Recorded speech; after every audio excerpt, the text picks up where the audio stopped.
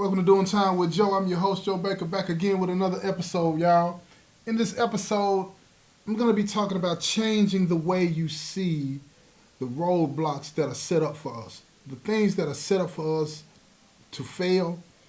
I want to talk about how you can look at that in a different light, in a different way, so that you can navigate this maze and hopefully find some success in it, right? Uh, Again, like I always say, the show is about deterring people from the criminal lifestyle and giving advice. And in this episode, I'm going to be giving some advice as to how I've been able to navigate this thing, even under the circumstances that I'm under, right? And I hope that you appreciate this show and enjoy it. So sit back, relax, and enjoy the show.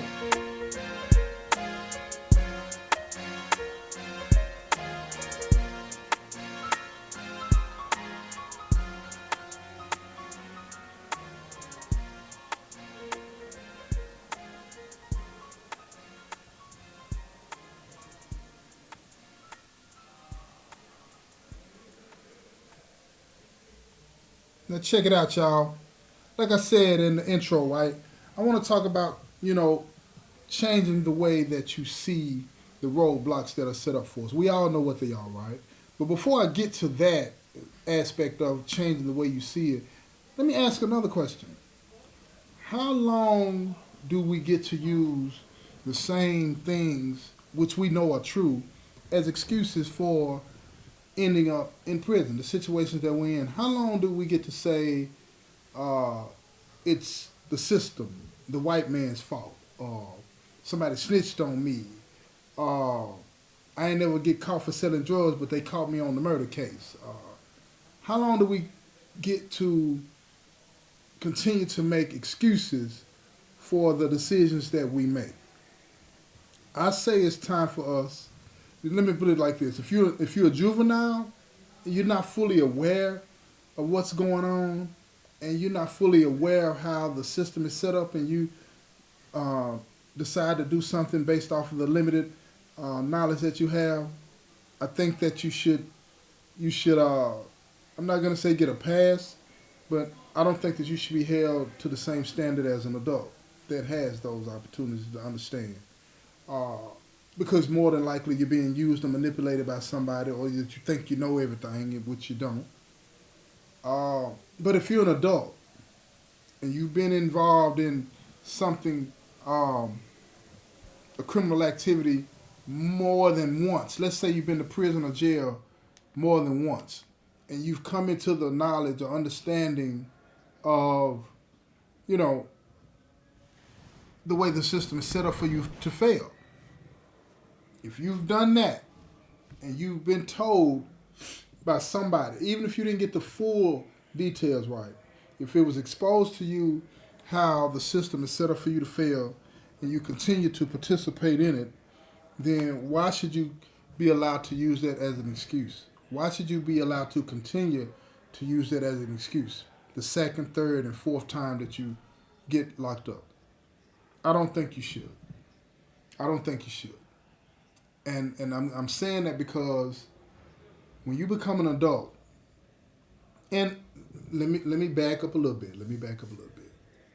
A lot of situations, man, you got people that are not really aware of a lot of the things that are going on. They may not have the knowledge, wisdom, and understanding to really fully understand what's going on. So holding them to that same level, even if they are an adult, that seems to be unfair too. So I'm going to give a little leeway on that one too, right? But at the end of the day, I'm talking about adults that fully get it or are capable of getting it, but choose not to. You read on a decent level.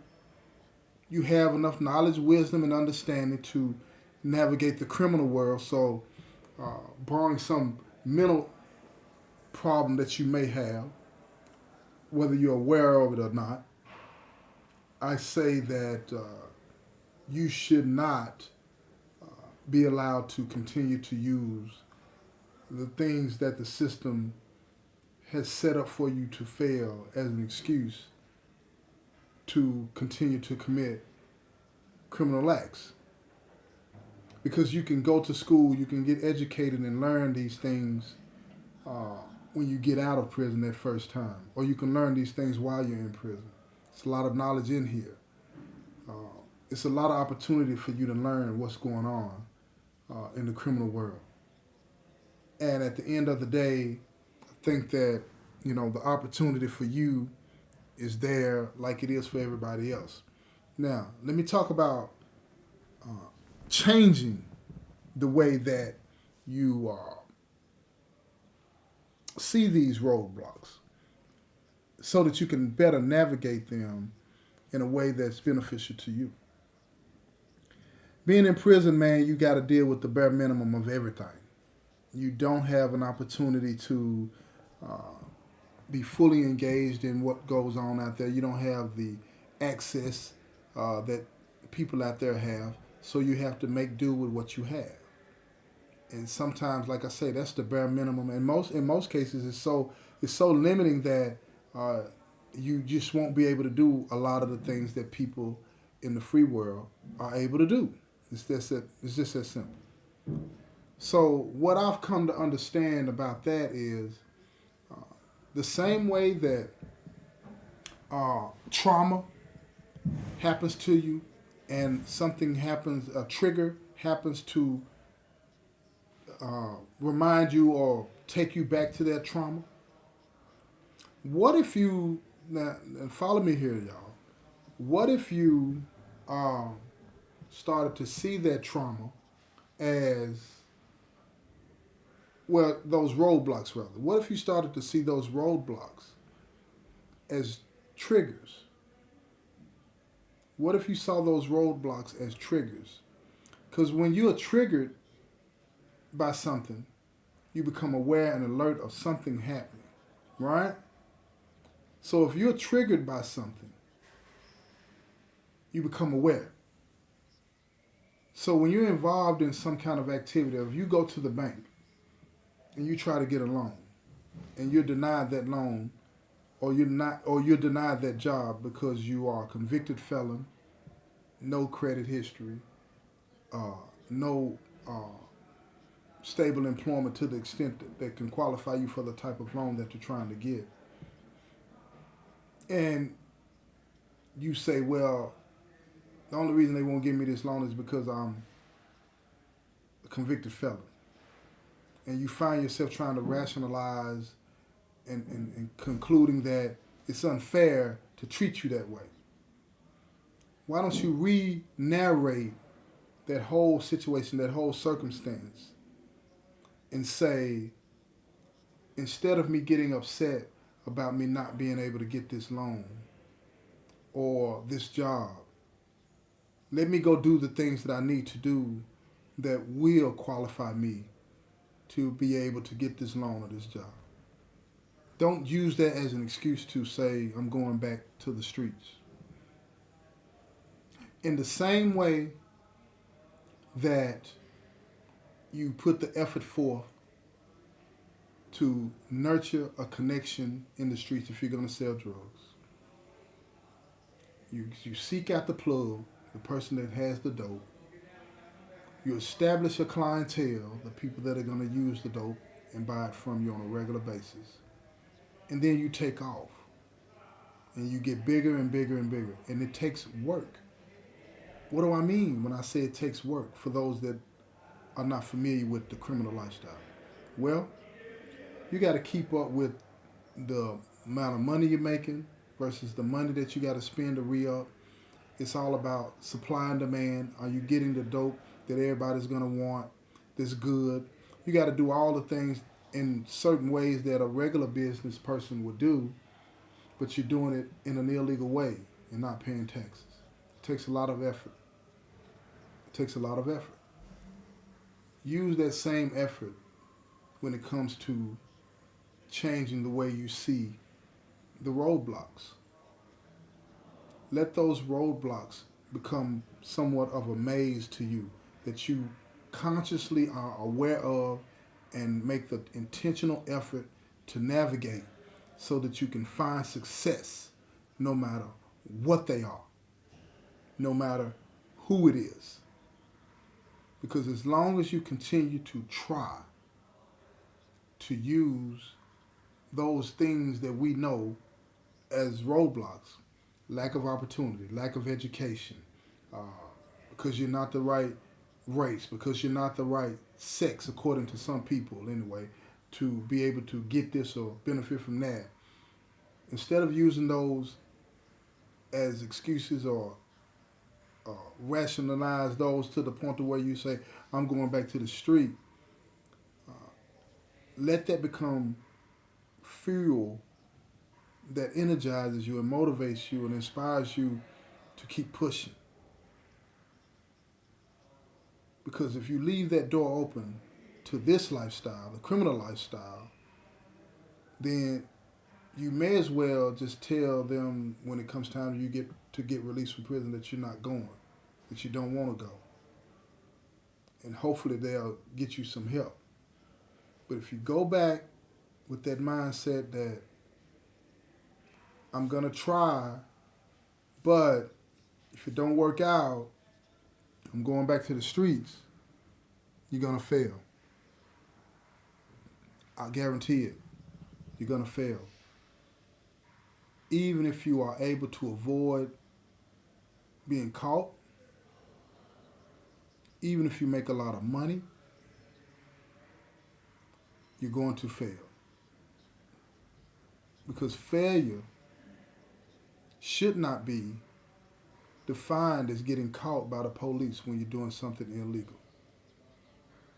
Failure, to me, is defined as doing something that's causing harm and no beneficial lesson is being learned from it. If I'm playing chess, if I'm playing somebody in chess and I lose that game, I'm learning, right? Something that's beneficial, practicing, keeping the brain sharp.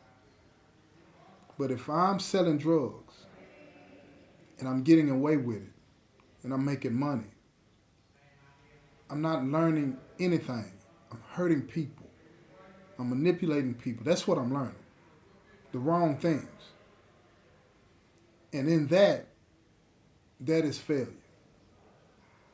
So don't assume that if you don't get caught, you are a success when you're committing wrong acts, participating in criminal activities. You are still a failure at life because you're disappointing those people that love you and that may depend on you. You're disappointing the community that you're a part of. You're disappointing society overall. And if you are a believer, you are not doing what God intends you to be doing because you're bringing harm to others that He created, all out of your selfish gain. And that is a failure. That is a failure. So when you start to navigate this thing, trying to say that this reason or that reason is why I'm feeling discouraged and maybe considering going back to the criminal lifestyle, pause, man. Take a pause and tell yourself that, yeah, it's hard. It's not working out like I thought it would, but I'm not giving up. I'm not giving up. I know in here, man, when I call home and my son records a show for me and they post it, I just feel great. Why? Because I'm playing within the rules of this thing. I'm doing what it is that I'm supposed to do. When I'm practicing my shows in here, I just feel like I'm making a positive contribution. I know I am. I know I am. When I call home and they tell me that somebody left a comment in the comment section or emailed me to say how proud they are of me. I just, there are no words to describe how I feel. I'm overjoyed. Overjoyed. Shoot, I spend half my time crying. Not crying out of sadness, just pure joy. Pure joy. I gotta watch that too in here because these folks be looking at me all crazy. Like, what's Joe crying about now? You know. And I tell them about because I'm free. That's why I'm crying. I'm free. I'm free. I don't feel ashamed anymore. You know, if I'm happy, I'm gonna express it, wherever, however it comes out. And that's just what it is with me. And it feels great. And I would hope that one day they would be able to enjoy that same feeling that I am. I would hope that one day they would come to understand fully what I'm saying and why I think it's important to change the way you see and navigate these roadblocks that are put in front of us. I hear all the time people talking about the system is designed for you to fail. Okay then, if that is true, then learn what it is about the system that is in the way that causes this failure that you experience, and then go the other way. How about that? How about that? Or, or figure out what it is that the system is trying to say to you, and then figure out what it is you want to do. Because it's one thing that I've learned about the system, this system in America. Those individuals, no matter who they are, they want to block you from the system. Think about this. They try to block you from the system. They try to limit your opportunities to access the system. Why? Because the system is a good system. It's just the people that, in some places, the gatekeepers of the system, they don't want certain people in. They don't want black people in. They don't want poor white people in. They don't want women in. You know what I'm saying? They don't want certain groups of people in. They don't want gay people in. They don't want certain people to be able to access and participate fully in the system. So it's not the system, it's the access to it. And if you find a way to navigate the system without giving in and doing the things that those people that want to set these roadblocks for, if you can find a way to do that, once you tap into the system, you're going to be good. You're going to be good. You just got to stop taking the bait. Stop taking the bait. Stop taking the bait. Case in point, you remember the crack cocaine laws that they had? Well, they changed the laws and made the penalty for crack cocaine more harsher than for powder cocaine. Why? Because they identified that the majority of people that were selling crack cocaine are black. So this is how we get them. Did we wake up and say, no, I'm going to stop selling crack? No, we can't. We sold more of it and filled the prisons and jails up and destroyed our families and families around us and communities in the process. Stop taking the bait, man. We got to stop taking the bait, stop hating each other, love each other. Because when we hate each other, those individuals that want to block us from achieving, those things that we want to achieve in the right way, they win. They win. And the thing about it, it's not everybody. The majority of people in this country don't want to see us fail. They don't want to see anybody fail. They just want to see us do it in a way that is not harmful to other people and ourselves. And we got to wake up to that. And I think in a lot of ways we have, but every time I see somebody get out of prison and come back, man, my heart grieves for them. And then when I hear them talk about why it is that they came back, I can hardly stand there and listen to them. Because I'll be like, you knew. But you knew. And if you knew this, why were you not prepared? Why were you not prepared? Why would you go into battle? Because this is what this is. Why would you go into battle not prepared? It doesn't make any sense. We talk a good game. And I think part of the isolation that we have to deal with in prison, not being connected to the real world in any meaningful way, contributes to that.